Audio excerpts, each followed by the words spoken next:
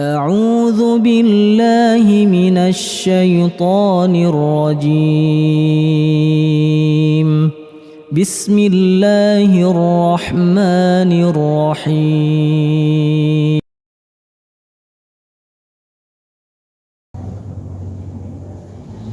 Bismillahirrahmanirrahim. Assalamualaikum warahmatullahi wabarakatuh. Innal hamdalillah nahmaduhu wa nasta'inuhu wa nastaghfiruh wa na'udzu billahi min shururi anfusina wa min sayyiati a'malina. May yahdihillahu fala mudilla lahu wa may yudlil fala hadiya lahu. Asyhadu an la ilaha illallah wahdahu la syarika lah wa asyhadu anna Muhammadan abduhu wa rasuluh. Allahumma salli wa sallim ala nabiyyina Muhammadin wa ala alihi wa ashabihi wa man tabi'ahum bi ihsanin ila yaumiddin. Qala Allah Ta'ala fi kitabihil karim, ya ayyuhalladzina amanu taqullaha haqqa tuqatih wa la tamutunna illa wa antum muslimun.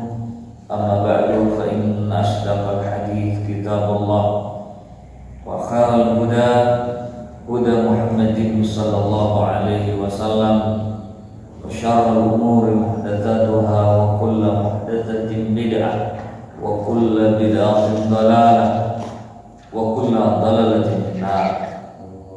Bapak Ibu, saudara-saudari jamaah rahimakumullah, as-sihru wal 'ainu haqqun. Sihir dan ain itu adalah benar-benar ada.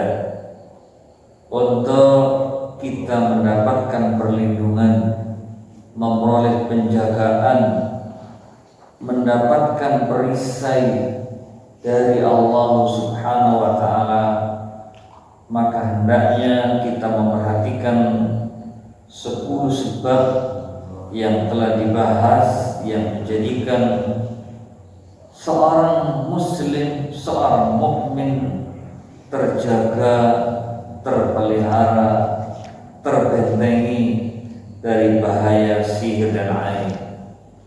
Juga adalah kita perhatikan 10 macam zikir yang menjadikan kita terlindungi, terperisai, terbentengi dari gangguan sihir dan ain. Satu hal yang mesti kita ingat, jika kita melakukan perbentengan yang dianggap menjadi pelindung, yang disangka menjadi perisai dari gangguan sihir dan ain, berupa memakai benda-benda, menggunakan jimat-jimat dalam rangka untuk menghalangi agar tidak terkena ain, atau dari orang-orang yang dengki ataupun sihir, maka hal yang demikian itu adalah diharamkan, bahkan bisa menjerumuskan kepada kesyirikan. Oleh karenanya, ketika Syekh Abdul Razak ditanya seperti bahasan yang lalu, ma hukmu man ta'allaqa azman aw ka'san aw ghairu dzalik bidafil ain aw al-hasad aw sihri. Apa hukum memakai tulang atau gelas atau yang lain dari itu dalam rangka kita terjaga, terlindungi dari ain atau dari kedengkian orang atau sihir?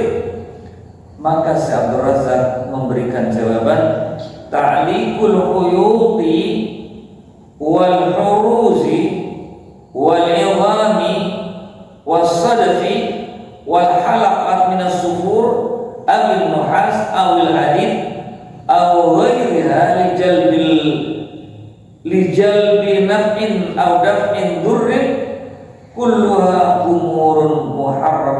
fi dinillahi subhanahu wa ta'ala. Memakai tali, memakai sesuatu yang dianggap menjadi perisai, menggunakan tulang, menggunakan gelang ataupun cincin yang terbuat dari perak ataupun besi atau yang lainnya, dalam rangka untuk mendapatkan manfaat, mendatangkan berkah atau tuah dan menolak bahaya, semuanya adalah perkara yang diharamkan di dalam agama Allah Subhanahu wa ta'ala. Bal hiya minasyirki billahi tabaraka wa ta'ala. Bahkan perbuatan itu termasuk menyekutukan Allah Subhanahu wa ta'ala. Liqaulin Nabi sallallahu alaihi wasallam, karena Nabi sallallahu alaihi wasallam bersabda, innar ruqa wat tamaima wat tiwalata syirkun, rawahu Abu Dawud wa Ibnu Majah wa sahhahu Albani di dalam silsilah sahihah hadis yang ke-331.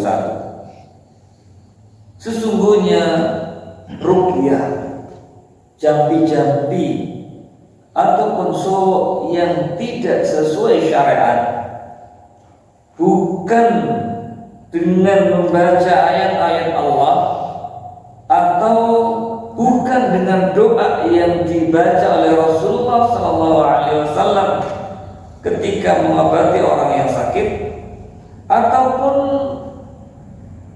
dengan susunan bahasa yang tidak jelas, apalagi di dalamnya terkandung kesyirikan.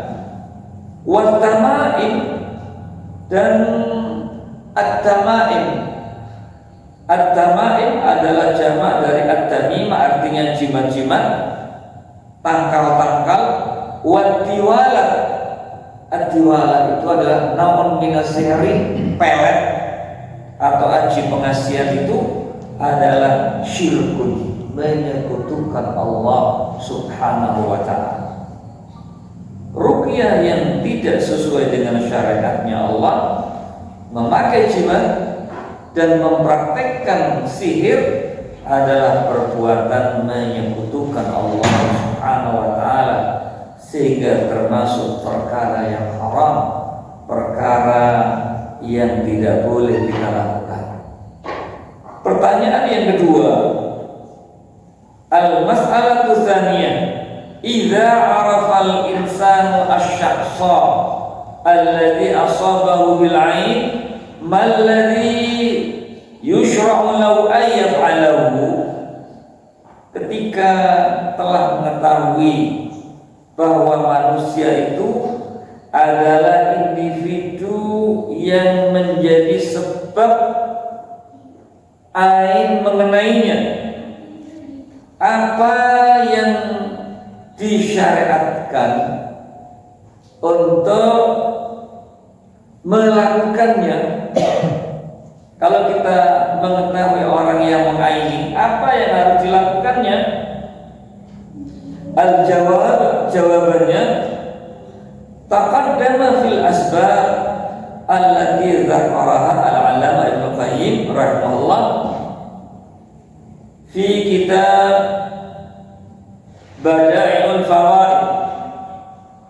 Maka hendaklah kita mendahulukan manakala menimpa ain dan kita tahu orang yang mengaini ataupun kita terkena sihir dan kita tahu orang yang melakukan sihir, maka hendaklah kita dahulukan untuk kita melakukan evaluasi dengan 10 sebab yang telah dijelaskan oleh Al-'Allamah Ibnu Qayyim Al-Jauzi rahimahullah di dalam kitabnya Bada'iul Fawaid, yaitu 10 sebab yang menjadikan orang itu terlindungi dari sihir dan ain. untuk digunakan evaluasi diri. Karena apa? Di dalam kitab itu Al-Ghunyatu wal Kifayah, di dalamnya berisi suatu hal yang mencukupi kita untuk menjadi orang yang terpelihara, terjaga. Manakala kita telah menyempurnakan 10 sebab, 10 zikir, kemudian sihir ataupun ain itu menimpa kepada kita karena sudah ada takdir yang mendahului bahwa kita terdampak oleh sihir dan ain. Manakala kita telah mengetahui orang yang mengaini atau mensihir itu, maka hendaknya ketika orang yang mengaini benar-benar telah kita ketahui, ayakhudha min azari, hendaknya kita mengambil dari sisa-sisa atau bekas dari orang yang mengaini itu, bekas minumnya atau bekas alat yang dipakainya, apakah itu sendok ataukah piring atau gelas, jika nggak ada yang tersisa dari apa yang disentuh oleh orang yang mengaini.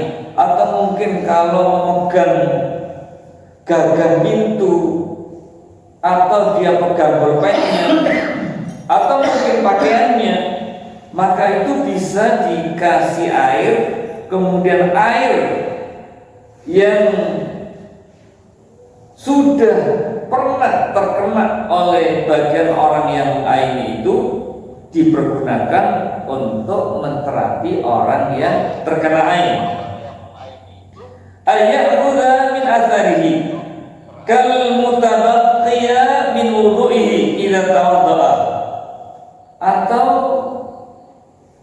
dari sisa yang terkena oleh orang yang mengaini itu seperti sisa dari wudunya ketika orang itu berwudu, air yang digunakan untuk dia berwudu kemudian ditaruh di satu tempat, atau mungkin sisa yang dia sudah sentuh oleh tangannya, misalkan bak air,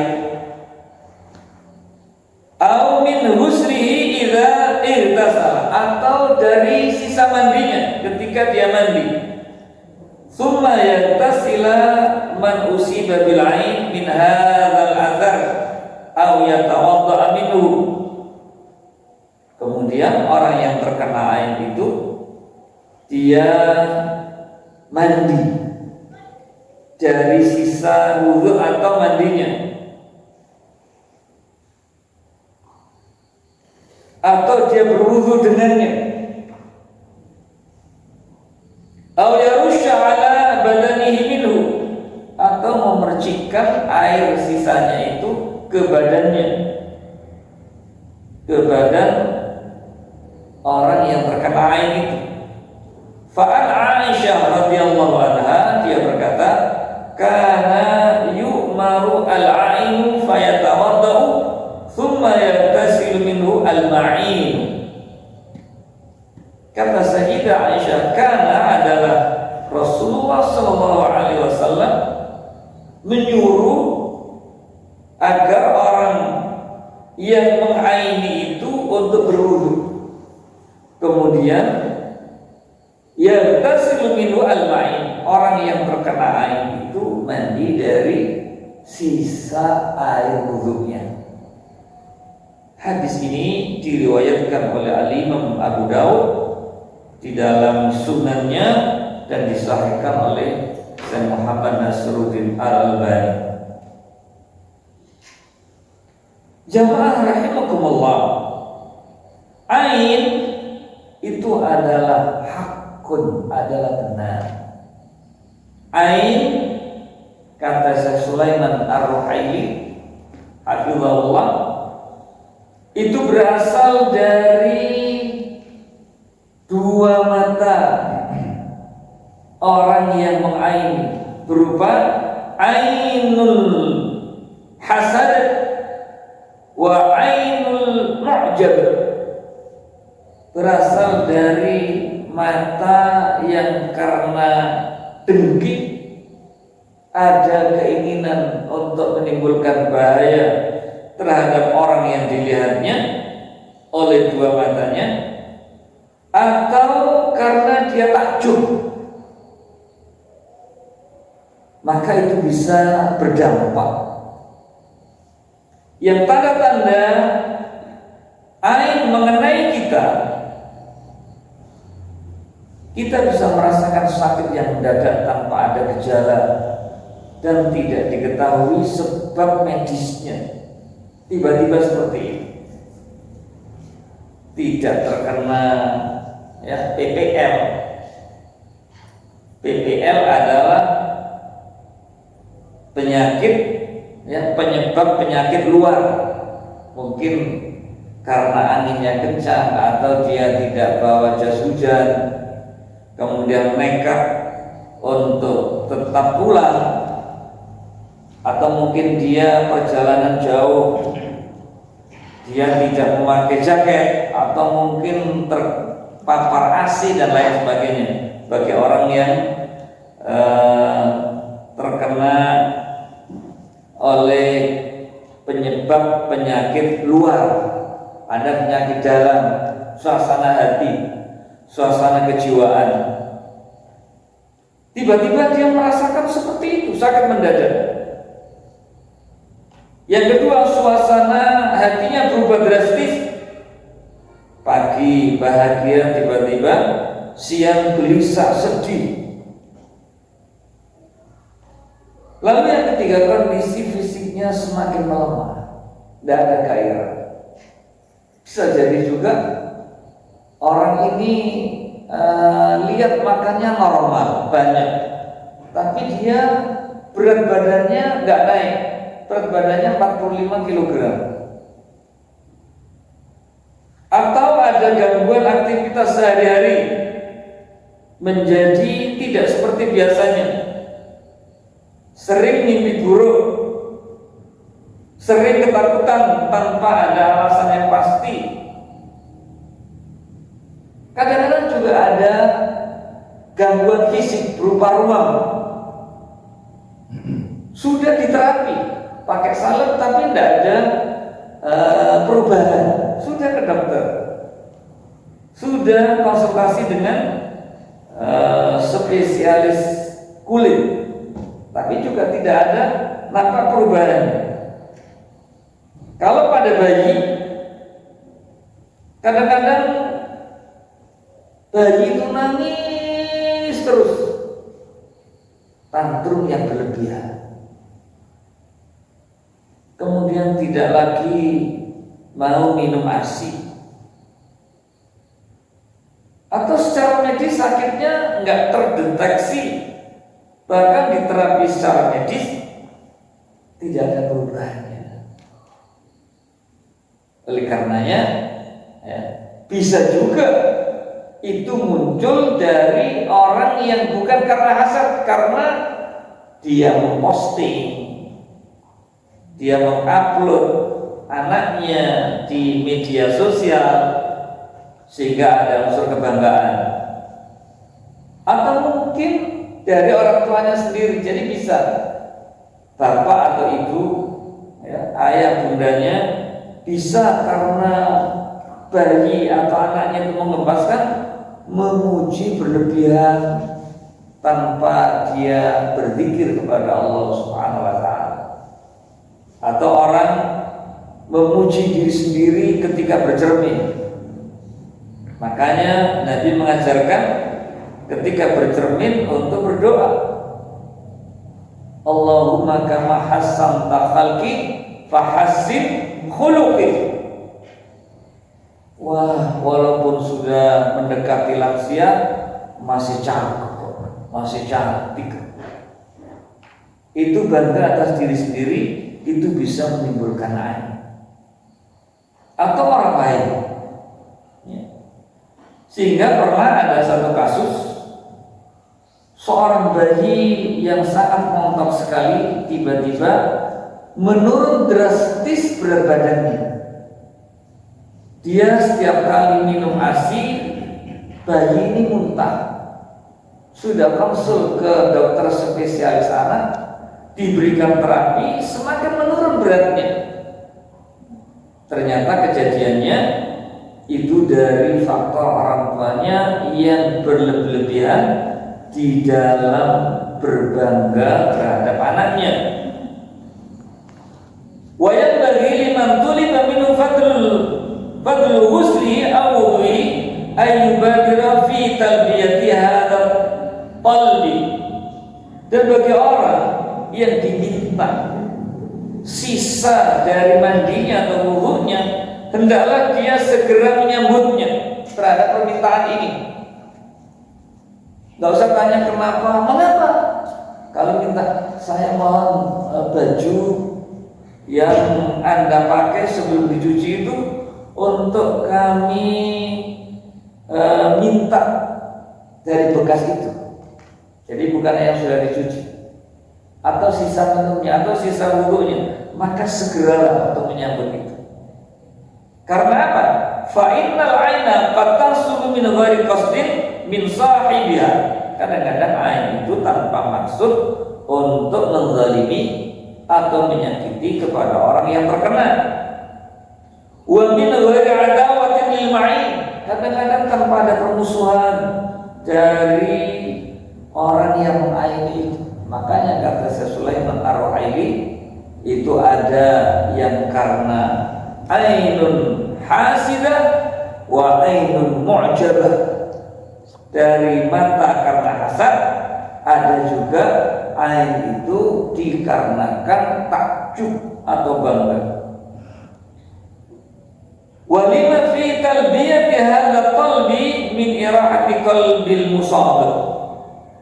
Karena dengan menyambut permintaan dari orang yang terkena ain itu, dari keluarganya, akan membahagiakan hati orang yang terkena ain. Wasaya fi khalasihi min maradihi alladhi ahamahu, sehingga segera Allah Tabaraka wa ta'ala menganugerahi kesembuhan seperti yang diinginkan oleh orang yang terkena ain itu. Wa qala Nabi sallallahu alaihi wasallam, sungguh Nabi telah bersabda, al-ainu haqqun, ain itu adalah benar-benar nyata. Walau kana syai'un sabaqal qadara sabaqahu al-ain. Kalau ada sesuatu yang terjadi mendahului takdir, maka ain itu telah mendahuluinya. Kalau seandainya ada, maka ain itu mengenai adalah atas kehendak Allah Tabaraka wa ta'ala. Maka hendaklah bersabar orang yang terkena ain atau keluarganya. Begitu pula hendaklah melakukan evaluasi, memperhatikan 10 sebab yang menjadikan terlindungi dari bahaya sihir dan ain yang telah kita bahas. Kemudian kata Nabi sallallahu alaihi wasallam, wa idza stughsiltum falsilu, dan apabila meminta terhadap kalian itu untuk mandi, maka segeralah mandi. Artinya, jika ada orang yang terkena ain, kemudian orang yang terkena ain itu ingat bahwa dia terkena ain setelah dilihat oleh dirinya, maka hendaklah permintaan untuk meminta dari sisa wudu dan mandinya itu segera dikabulkan, atau meminta pakaiannya, atau diminta untuk mencelupkan tangannya di air yang ada di sebuah wadah, maka segeralah, karena hal itu akan mempercepat untuk kesembuhan dengan izin Allah orang yang terkena ain. Wa inna mimma yanbaghi at-tadhkir bihi fi hadzal bab ay ya'risa al-muslim idza ra'a inda ikhwani aw fi nafsihi wa baiti syai'an ajabahu ay yadhkurallaha wa yad'u bil barakah li hadzal syai'. Dan sesungguhnya dari apa yang semestinya untuk diingat selalu di dalam bab ini, agar setiap muslim berusaha dengan sungguh-sungguh ketika dia telah melihat atau menyaksikan pada saudaranya atau pada dirinya atau pada rumahnya sesuatu yang sangat menakjubkan, segeralah untuk berzikir kepada Allah Subhanahu wa taala dan memohon bil barakati li hadza syai' agar memohon kepada Allah keberkahan terhadap sesuatu yang menakjubkan ketika dilihat. Liqaulin Nabi sallallahu alaihi wasallam, karena Nabi sallallahu alaihi wasallam bersabda, "Idza ra'a ahadukum min akhihi aw min nafsihi aw min malihi ma yujibu falyubarrikhu fa innal 'aina haqqun." Kata Nabi, ketika salah seorang dari kalian itu telah melihat dari saudaranya atau dari dirinya atau dari hartanya, ma yujibuhu, apa-apa yang menakjubkannya, falyubarrikhu, maka hendaklah dia memohon keberkahannya kepada Allah Subhanahu wa taala. Karena sesungguhnya ain itu adalah hakun, benar-benar terjadi. Falyubarrikhu, hendaklah mendoakan keberkahan.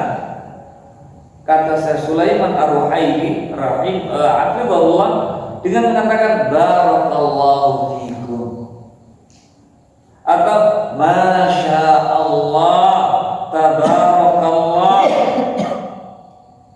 atau mengatakan masya Allah la haula wala quwwata illa billah.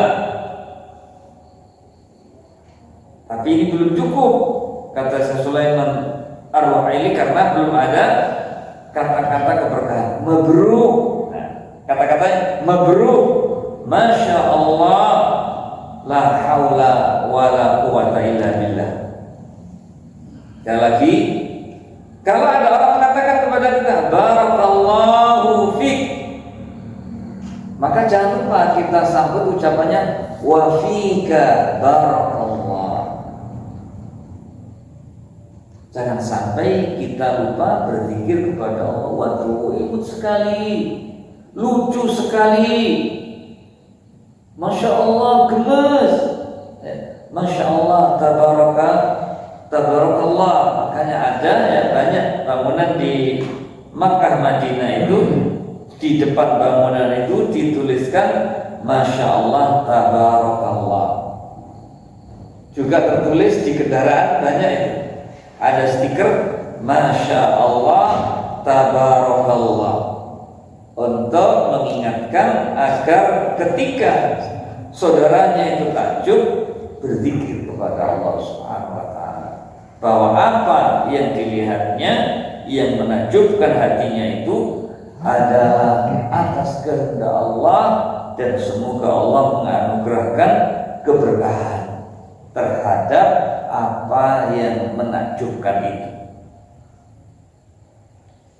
Kemudian masalah yang ketiga, ditanyakan kepada beliau hafizahullah Syekh Abdul Razak Al-Badr, yusha'u bi anna sahibal aini la budda an yusalla alaihi salatal mayyit li daf'i syar'i aini fa hadha sahih.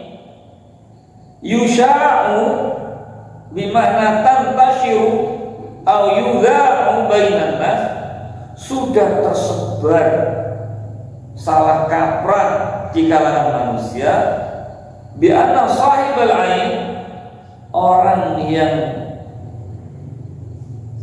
penglihatannya berdampak negatif pada orang lain, la budda ayusalla alaihi, hendaknya orang yang matanya itu berdampak ketika melihat berupa bahaya, agar orang ini disolati sholat mayit. Tersebar di kalangan manusia banyak yang mengatakan orang itu hendaklah diperlakukan seperti jenazah, disolati sholat jenazah. Dalam rangka apa? Lidaf'i syari'ainihi, agar dia tidak bisa meraini lagi, agar orang lain yang dilihat tidak terjadi akibat yang membahayakan. Fahal hadza sahih, apakah ini benar? Syekh Abdul Razak menjawab, laisa li hadza aslun fi syariah, perbuatan ini tidak ada dasarnya di dalam agama. Bal huwa min jumlatil khurafat al-muhdatsah, bahkan termasuk khurafat yang diada-adakan di dalam agama. Jadi tidak boleh, termasuk keyakinan yang batil, termasuk keyakinan yang salah. Maka hal yang demikian itu tidak boleh dilakukan. Allati yajibul hadru minha, wajib kita untuk meninggalkan hal yang demikian itu.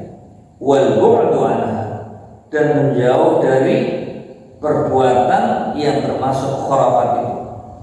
Wa innama al-ilaj asy-syar'i ma taqaddama min al-asbab al-masyru'ah fil kitab wa sunnah. Untuk mengobati sesuai syariat adalah seperti yang disebutkan, yang telah dijelaskan sebelumnya, sebab-sebab yang akan menjadikan orang itu tidak sampai menimbulkan mudarat kepada saudaranya sesuai dengan dalil dari kitabullah wa sunnah. Itu cara mengobati, berlindung kepada Allah, bertakwa kepada Allah, istiqamah di dalam takwa kepada Allah, dan seterusnya, termasuk menjaga zikir kepada Allah Subhanahu wa ta'ala. Al-masalah ar-rabi'ah, masalah yang keempat, hal yajuzu at-ta'amulu ma'a muslimil jinni li fakki sihri 'anil mashhur. Apakah boleh at-ta'amul, bekerja sama dengan meminta bantuan kepada jin muslim untuk mematahkan sihir, dengan niat untuk mengobati orang yang terkena gangguan sihir, meminta bantuan kepada jin muslim, diperbolehkan apa enggak? Al-jawab, jawaban Syekh Abdul Razak Al-Badr hafizahullah, hadzal amal laisa min a'malil masyru'ah.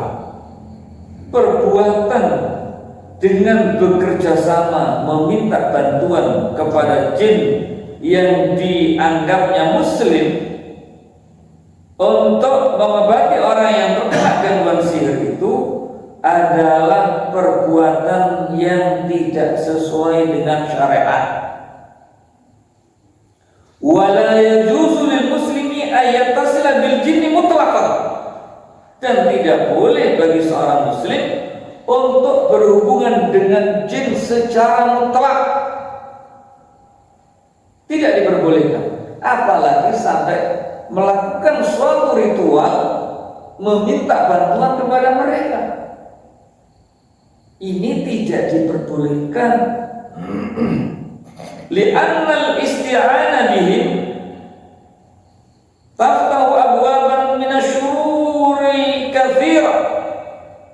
Karena meminta pertolongan kepada mereka bangsa jin itu akan membuka pintu-pintu kejahatan yang banyak sekali. Ala dinil muslimi wa aqidatihi wa badanihi, akan menimbulkan kerusakan di dalam agama seorang muslim dan akidahnya dan badannya. Saya pernah berinteraksi dengan orang yang dia suka komunikasi, bahkan dia dianggap orang yang derajatnya sudah tinggi, badannya rusak sekali.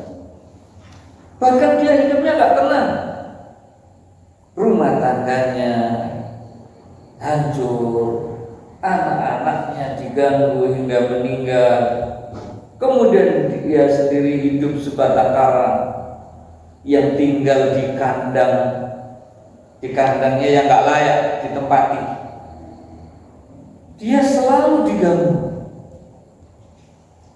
diteror oleh jin-jin yang sebelumnya sering diajak untuk kerjasama, yang pada akhirnya alhamdulillah dia bertaubat dengan mengikuti terapi ruqyah syar'iyyah. Wa hiya ma'a dzalika dzari'atun li abwabi syirk. Kita menjauhkan dari berkolaborasi, bersinergi, meminta bantuan itu untuk kita terpelihara, terjaga, sehingga pintu kesyirikan itu tertutup rapat. Wa syari'atu ja'at bisaddi kulli babin yufdi ila syirki billah. Dan syariat ini datang untuk menutup segala macam bentuk pintu yang akan menjatuhkan kepada perbuatan menyekutukan Allah Subhanahu wa ta'ala. Maka hendaklah waspada, hendaklah hati-hati, jangan sampai kita terperdaya untuk meminta bantuan kepada bangsa jin. Dan jin yang benar-benar bertauhid, mereka tidak akan menawarkan jasa untuk menolong orang yang terkena gangguan. Tidak akan. Yang terbanyak adalah jin fasik, walaupun Islam agamanya, sebagaimana juga manusia agamanya Islam, tapi dia adalah termasuk orang yang fasik, orang yang suka dengan kemaksiatan. Jadi sekali lagi, ketika Syekh Abdul Razak ditanya, bolehkah bekerja sama, berkolaborasi dengan jin muslim untuk menterapi orang yang terkena gangguan sihir, maka beliau mengatakan tidak diperbolehkan. Al-mas'alah al-khamisah, di pertanyaan yang kelima, marji fi hukmil qira'ati 'alal ma'i wa syurbihi litakhallusi minal 'aini aw sihr. Apakah rajih? Apakah kuat? Apakah sesuai syariat di dalam hukum membaca Al-Quran terhadap air dan meminumnya agar bisa sembuh dari pengaruh ain ataupun sihir? Jawaban Syekh Abdul Razak hafizahullah, al-qira'atu fil ma'i wa syurbihi la ba'sa bih. Membaca ayat-ayat Allah dari surah Al-Fatihah hingga An-Nas, sebagaimana Allah berfirman, wa nunazzilu minal qur'ani ma huwa syifaa'un wa rahmatul lil mu'minin wa nunazzilu minal Qur'an, dan kami menurunkan minal Qur'an dari Al-Qur'an. Min di ayat ini surah Bani Israel atau surah Al-Isra adalah bukan min litab'id, kata Al-Imam Ibnu Qayyim di dalam Zadul Ma'ad. Bukan min yang berarti sebagian, tapi min di sini adalah min lil jinsi, min yang menunjukkan semua ayat dari Al-Quran yang dimulai dari surat Al-Fatihah hingga surat An-Nas, dari surat yang pertama hingga surat yang ke-114 itu semuanya adalah syifa dan menjadi rahmat bagi orang-orang yang beriman. Catatannya adalah bagi orang-orang yang beriman, bagi orang-orang yang yakin dengan seyakin-yakinnya terhadap kalam Allah. Dan kalam Allah itu berdampak, berpengaruh kepada orang yang membaca dan bagi orang yang meminumnya dari air yang dibacakannya. Makanya membacakan Al-Quran di air dan meminumnya itu la ba'sa bih. Wa qad thabata hadzal fi'lu 'an ba'dis salaf. Sungguh hal ini benar-benar telah ada dari perbuatan sebagian salaf. Walakinnal aula an takuna al-qira'ah wan nafu 'ala al-musabah mubasyarah. Akan tapi yang lebih utama agar bacaan itu dan meniupkan itu kepada orang yang terkena sihir atau ain secara langsung, ya. Sebagaimana kama thabatat bidzalika sunnah fi 'adadin minal ahadits an-nabawiyyah. Jadi dibacakan secara langsung ayat itu, sebagaimana hal ini terdapat di dalam hadis-hadis yang sahih dari Nabi sallallahu alaihi wasallam. Wal aula aidan ay yarqi al-musab nafsahu, dan lebih utama lagi agar orang yang terkena itu membaca ayat-ayat Allah dan doa dari Nabi itu untuk dirinya sendiri. Wa yalja ila Allahi wa yuqbal alaihi mubasyarah, dan menyadarkan hatinya kepada Allah, kemudian secara langsung dia mengamalkan. Wa ya'malu bima dzakara al-Imam Ibnu Qayyim min asbabi mubarakah, dan melakukan sebab-sebab seperti yang disebutkan oleh al-Imam Ibnu Qayyim, 10 sebab itu. Wa alla yatluba al-qira'ah min ghairihi, dan hendaklah dia tidak meminta agar orang lain itu membacakan. Fa inna dhahabahu li ghairihi yaqdahu fi kamali at-tawakkul, karena perginya dia kepada yang lainnya itu akan mencederai kesempurnaan tawakal. Wa huwa khilaful aula, wa huwa khilaf al-aula, maka untuk keluar dari khilaf ini adalah yang lebih baik. Wallahu a'lam.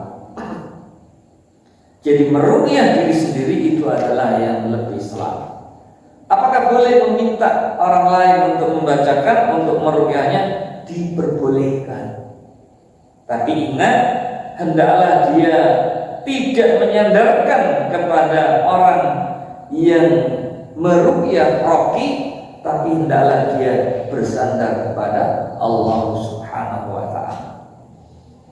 Jadi diperbolehkan. Kalau seandainya dia tidak mampu untuk meruqyah diri sendiri, mengingat dosa dan kesalahannya, maka diperbolehkan. Tapi tidak boleh kita menyandarkan kepada orang yang meruqyah, tapi harus menyandarkan kepada Allah Subhanahu wa ta'ala. Kita ingat para ulama menjelaskan Nabi diruqyah. Nabi meruqyah, Nabi menyuruh meruqyah, Nabi meruqyah para sahabat yang sakit, dan Nabi setuju para sahabat meruqyah yang lainnya. Demikian jamaah rahimahumullah, mudah-mudahan bermanfaat dan semoga pertanyaan dan jawaban menjadi tambah ilmu yang bermanfaat bagi kita semuanya. Aqulu qawli hadza astaghfirullah li wa lakum wa huwal ghafurur rahim wa sallallahu ala nabiyyina Muhammadin wa ala alihi wa ashabil akhyar wa sallama tasliman katsira wallahu a'lam bissawab. Subhanakallahumma wa bihamdika asyhadu an la ilaha illa anta astaghfiruka wa atubu ilaik. Wassalamualaikum warahmatullahi wabarakatuh.